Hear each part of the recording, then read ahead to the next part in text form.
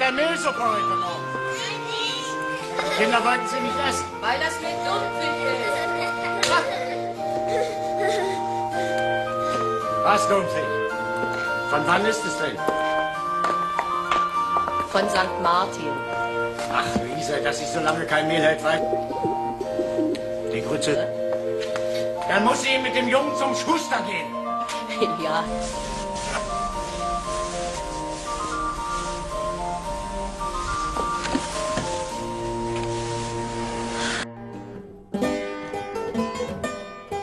Ja. Die Bewerber für das Organistenamt. Und unten wäre Herr Bach. Bach! Und warum kommt er nicht drauf zu mir? Da ist der Stuhl.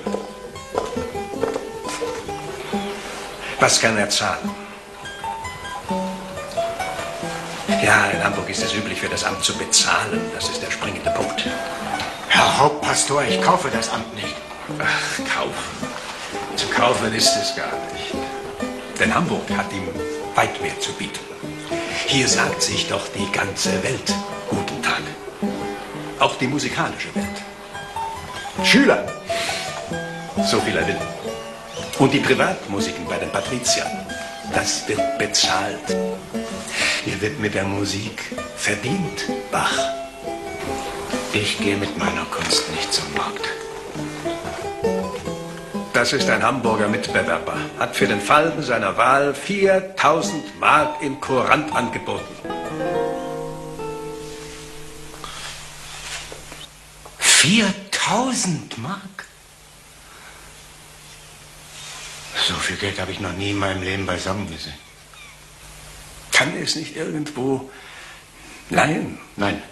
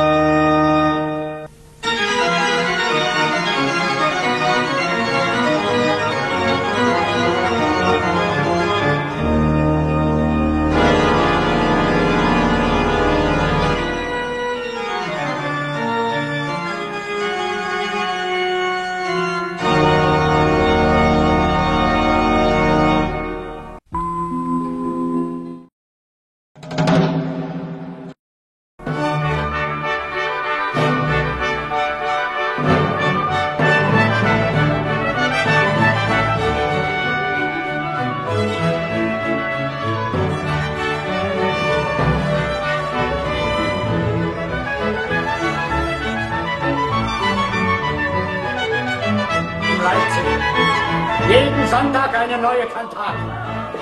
Motetten. Und die Singstunden. Katechismus. Kindtaufen. Hochzeiten.